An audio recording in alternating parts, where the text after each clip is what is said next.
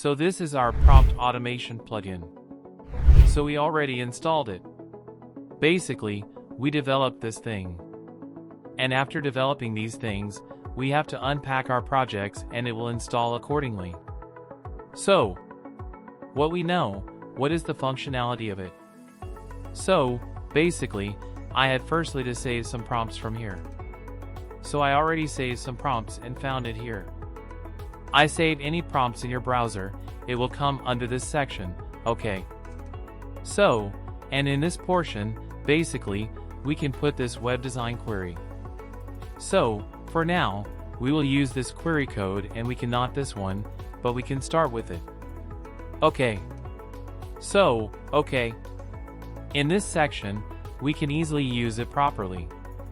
Like, when you will give a particular prompt from here, it will give us the actual history that we are previously saved in this browser.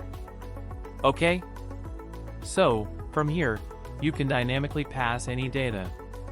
Like I am passing this USMS program.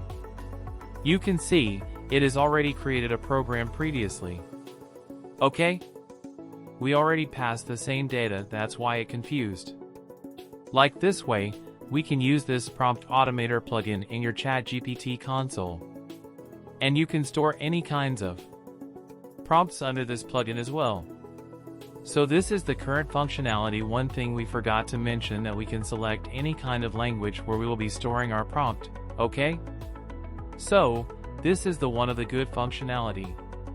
So, that any user from any region can save prompts this point based on this preference, okay? So, this is in the current flow.